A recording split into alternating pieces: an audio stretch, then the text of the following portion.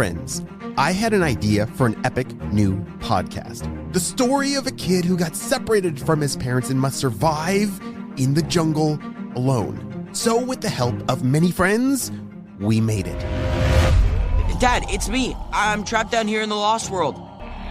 He said, Lost World?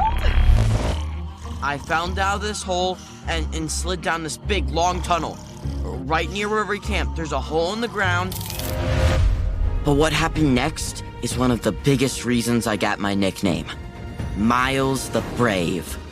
And I learned that you should never give up just because things look hopeless. Even when you're not sure what to do, you just never know what might happen if you keep trying. Miles the Brave is our exciting new original podcast made by Storybutton. The entire season is available everywhere, August 21st. So right now, make sure that you search for the podcast Miles the Brave and click follow. You are not going to believe what happens on this adventure. Hello, critter protectors. Mr. Jim here, and welcome to Kids Animal Stories, a place where there's always a mystery and adventure around every single corner. If you love critters of all shapes and sizes, I need you on our Critter Protector team. Join our adventure as we learn about critters from around the world and in our backyards.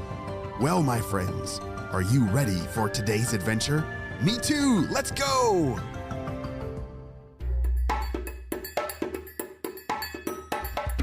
On the last episode, we saw that Maverick, the young moose, had just made the run of his life, and now he was all alone.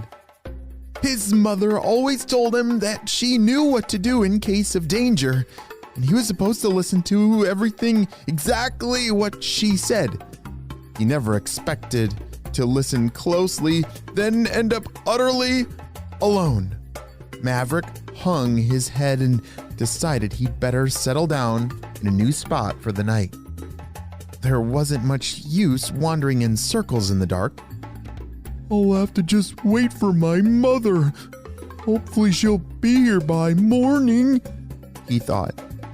As Maverick drifted off to sleep, his dreams kept him tossing and turning. He had a dream that he was alone for days and days without ever finding his mother. He had another dream that a giant bear started chasing him, and it was very scary. He even dreamed that he was taken captive. Thankfully, those were only dreams. And when the sun started to rise, he awoke to a new day, and he was a little bit hopeful. He looked around and tried to see if his footprints were still there from the night before. Maybe I can retrace my steps, he thought. But the night had brought more fresh snow, and he didn't have the slightest of tracks left anymore. Everything around him was completely white. It was like a white blanket had been laid out across the whole ground. I guess I'll look around for some breakfast or something. My tummy's hungry. He started searching the nearby trees for some leaves. He found a yummy branch and even, a little willow branch. His favorite. Moose are herbivores. Even though they're humongous, they get all their nutrients from plants. Wow, that's pretty cool. Maverick tried to look around for some more small willow branches, since the first one was delicious. And then he heard something behind him again. Oh no! Is it the scary thing again from the dark woods? Maverick was too scared to turn around, but he knew whatever he heard, it was just a few feet away. He slowly turned around, and to his surprise, it was another moose. He was humongous. Whoa. Maverick was absolutely shocked by the size of the moose standing just feet ahead of him. His antlers alone stretched 6 feet from side to side. Why, hi there, young one, the moose said. Name's Briggs. What's a young moose like you doing out here all alone? Where is your mother? Briggs asked. Well, sir, my mother and I were separated last night. Something tried to get us in the woods and she told me to run. We were headed somewhere new, but I can't find her anymore. Mav explained. He started to feel sad now that he explained his sad story out loud. Well, you don't say. This new place. Did she say anything about it? Responded Briggs. Well, she said it was a harder journey than I'd ever have before, Mav said. Perhaps she's headed where I'm going. The river. Maybe, sir, but I just really need to find her. You best stay with me for now. Let's head towards the river, and we'll look for your mother. Maverick was sad he wasn't with his mother, but his mom always told him he could trust other moose. Another moose in the forest is like a police officer or a firefighter to humans. Briggs was a helper. And Maverick knew that he would help him get to safety. Maverick and Briggs ventured through forests.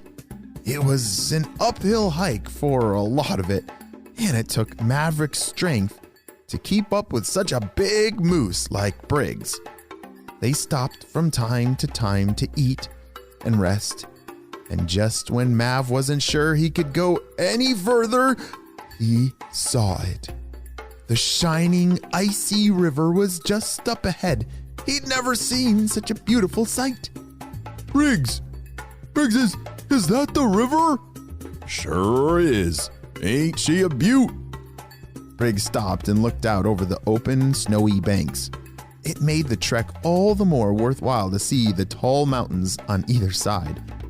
Briggs and Mav headed towards the river's edge, and Mav started looking all around.